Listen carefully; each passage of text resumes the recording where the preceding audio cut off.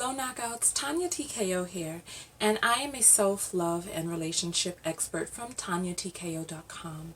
And today we're going to be talking about the 3 reasons why men disappear after they have sex. And so this is going to be an in-depth video, so pull up a chair, get your popcorn, go on a long drive, and let's jump right into it. Part of the reason that I'm making this video is because a lot of the advice that we get out there is kind of lopsided. We either have men who are telling you things that you want to hear or that they think that you want to hear in an effort to sell you things or to gain your favor. Or we have pick-me's who are out there hoping to align themselves with a controversial point of view to gain favor with the opposing side or the side that they consider to be opposing. But in this video, we're going to go step by step into the 3 different reasons why, and the purpose of this video is to educate. Make sure that you like, subscribe, share this video. Make sure that you're subscribed to my channel. I have a new channel. Make sure you subscribe to it, called Tonya TKO Self-Love and Relationship Expert. And if you haven't already, make sure that you get my book on self-love, because at the end of the day, all of our relationships start with the love that we have for ourselves or that other people have or don't have for themselves as well. So let's go right into number 1. All right. So the first reason is he didn't know how to say it. Second reason is you didn't know how to hear it. And third reason is that you two are just in different places in terms of life, development, or emotional intelligence. Okay? So those are the 3 premises right there. Let's jump in one by one and then break those down. Okay? And like I said, if this video resonates with you or you know someone that needs to hear this message, please share this with them. All right. So number 1, he didn't know how to express that A, he's not interested in dating. B, he's not interested in dating someone like you. C, he didn't like the sex or didn't feel a connection with you sexually, or feel a connection outside of sex and knowing that sex is really D, all he has to offer. So So sex is really all he has to offer at the moment, or sex is all he has to offer someone like you. You know, far too often in our present day society, or the way that things were in the past, first of all, we had a lot of people who were in unfulfilled relationships. And we ended up having a lot of men who were in relationships which didn't fulfill them, because we created societies in which partners needed each other for the utilitarian purposes of the relationship. Who can cook or clean or iron or sew buttons in your clothes or be able to birth children to you.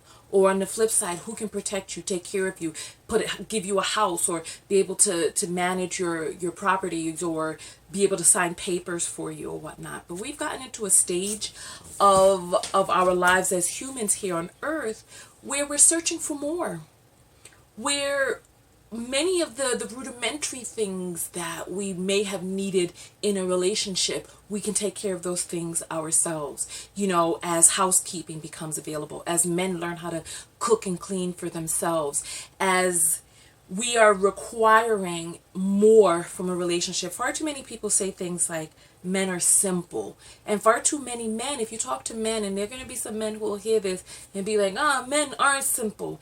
And I think that's part of the societal abuse that men face. And we're going to jump into more of this in part 3 when we start talking about the different stages of life development and emotional intelligence. And men have taken on this persona of, oh, we're simple, we don't really need much. And that actually robs a man from knowing what it is that he deserves as a human being.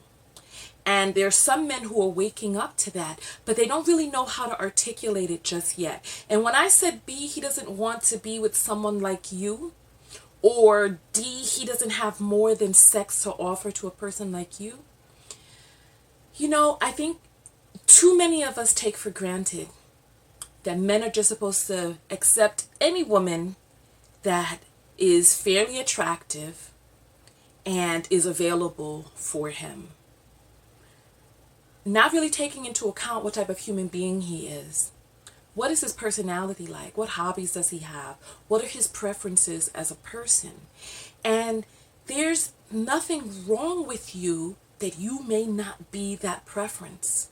He may be a person who, I don't know, likes to bowl or travel or whatever the case may be.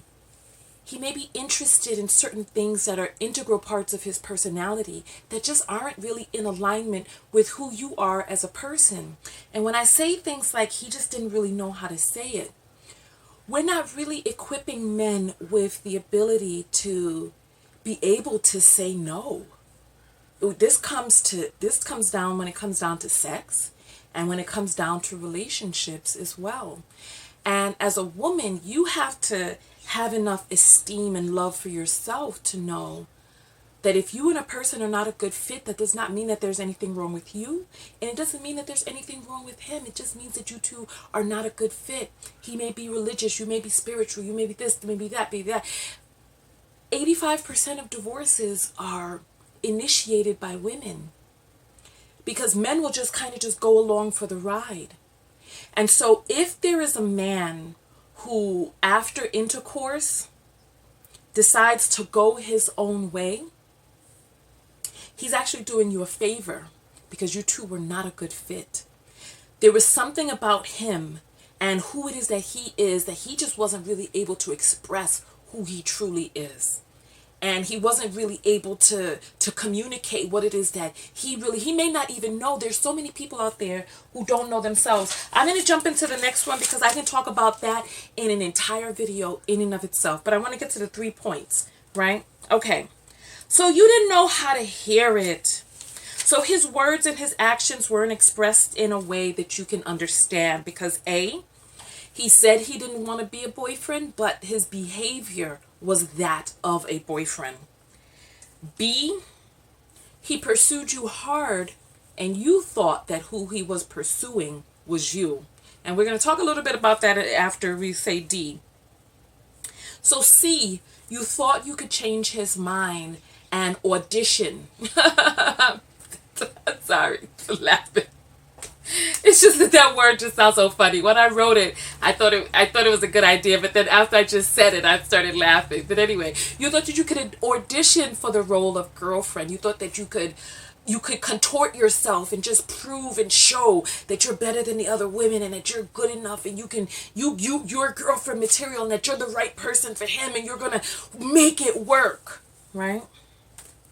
And D, your expectations are low. You don't really expect that much from a man. You don't expect for him to hold down the mantle of manhood. You don't have an example of what a man who is interested in you looks like.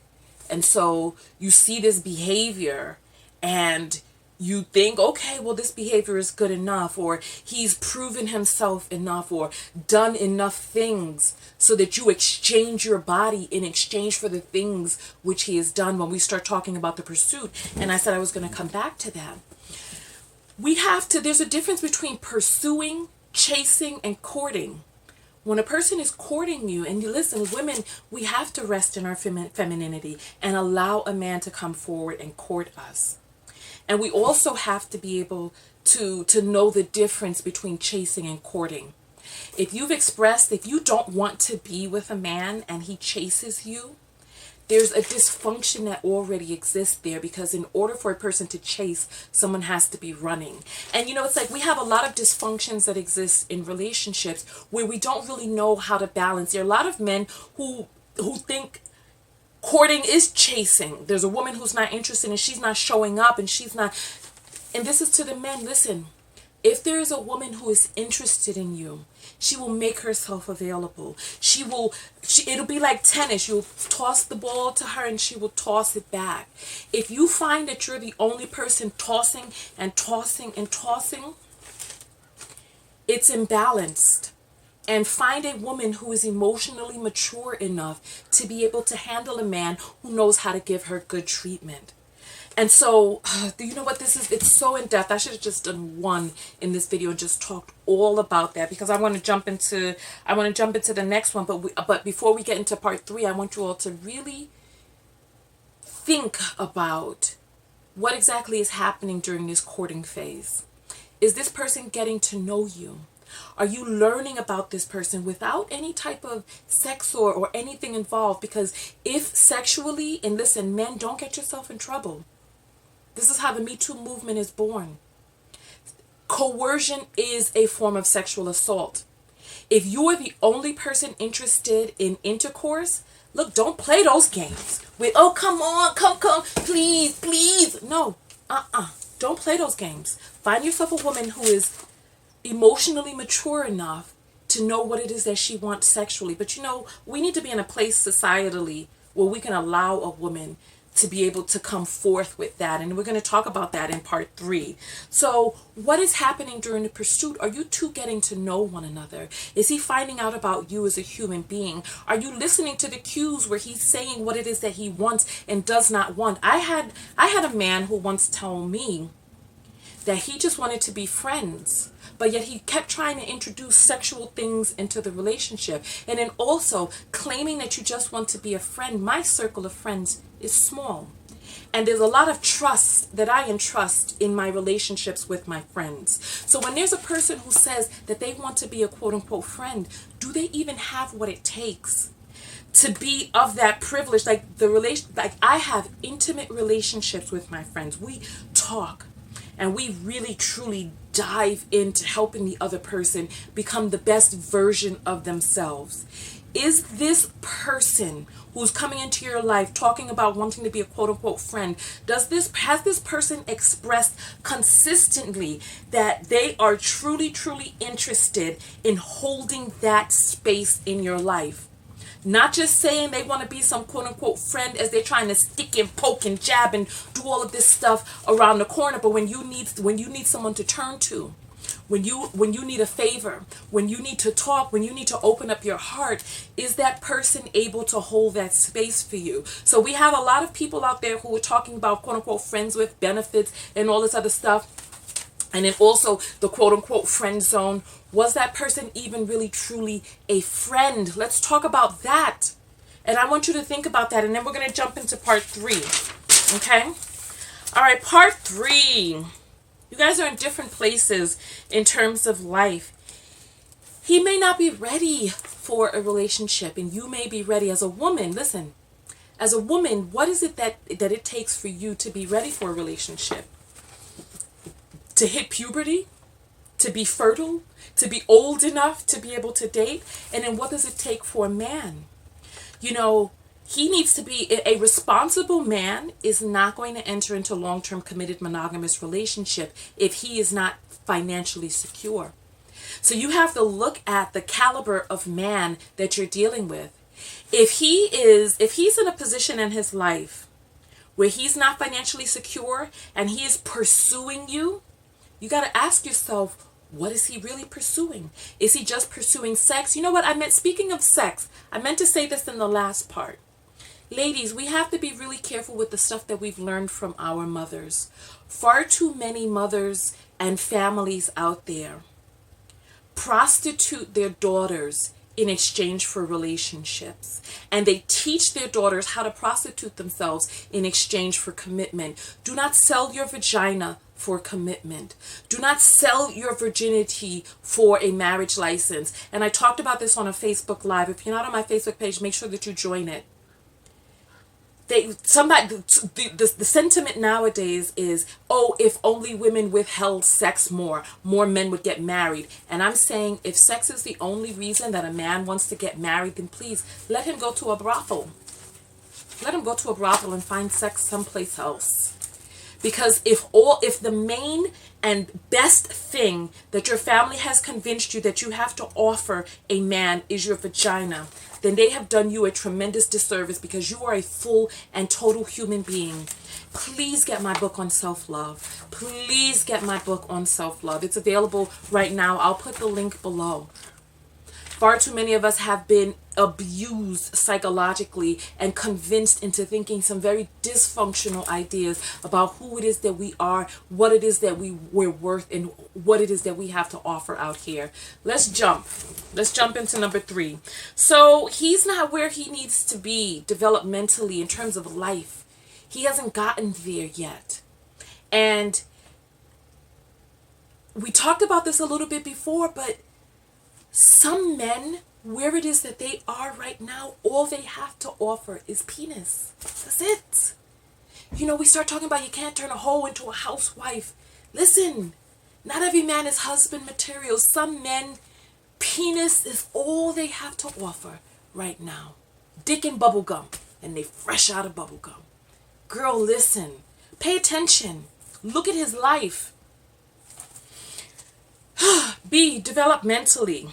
Who is he at his core? Has he developed? Has he come into himself as a man? What is his self-esteem like? What is his own level of self-love like? Far too many men, the only level of comfort, listen to what I'm saying, the only level of comfort, touch, and even sometimes deep talking, the only way that they can get any of those things is through a woman. There's no other forms of intimacy in their lives except in romantic relationships. There are a lot of men out there who are categorically depressed. They have no one to talk to. They have no one to unravel with, because societally they've been taught that a woman's best characteristic is her pum pum. That's it. They've been taught that I don't need female friends. I'll have, if I want a friend, I'll talk to a man. If I want some vagina, I'll go to a woman. And so there's this imbalance where he doesn't really know how to find comfort in his life outside of being pacified by Bethanny. He doesn't know. And we're not equipping our men with developing themselves in such a way that they can self-soothe. It starts way down in childhood. They can't self-soothe outside of vagina, and they've been hypnotized, taught, and convinced by other men who taught them what manhood was. That is how they gain their worth as men. By collecting, like, you know, how people would collect little rabbit's foot? How to collect little pum pum on a chain to notch on their belt. To be able to maneuver so that they end up very charismatic, knowing how to navigate the canals of vaginal canals. That's what I meant, right? But not really knowing, not really being equipped to know how it is that they can develop themselves as a human being. So, and then the last one, emotional intelligence. When a person cares and loves themselves, they care about other people. They don't do other people wrong. People who are doing you dirty and treating you any kind of way, these people are suffering from tremendous amounts of deficits inside. We have a lot of issues that are going on in society today where men are emotionally defunct. When it comes to emotional intelligence, they're not equipped with being able to have the tough conversations, so they just disappear. They're not equipped with knowing that they deserve a partner that they vibrate with and resonate with, so they disappear. They don't know that a woman is worth more than just vagina. And so once they get the vagina, they disappear. Off into the next thing. Addicted to dicking. Addicted to being able to try to enter back into the comfort of woman.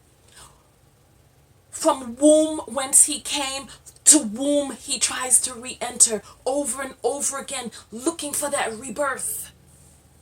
We talk about a woman being a man's peace, but there's so many men who cannot find peace within himself. So he looks for peace inside the peace of you. And so it's like we really have to start having these difficult conversations. You know, I'm a very upfront person. And I speak very clearly and very plainly. I hold no punches, and I don't do nuance.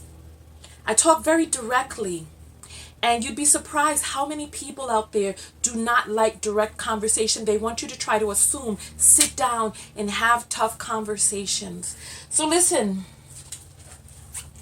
you know what? I'm going to end the video here because I want to give you all a chance to comment below. So please, add your comments below. subscribe to this channel, subscribe to my self-love and relationship channel. Get my self-love book. It's very important. Get the book of affirmations, self-love affirmations, to reprogram your subconscious mind to self-love. When you truly, truly love yourself, the world changes. Who you attract, how you allow people in your life, and how you show up in there as well. So listen, on that note, I'm going to let you all get out of here. Hug me, hug me, hug me. Okay, now listen. Go out there and love one another. Most importantly, what? That's right. Love yourself. Love yourself.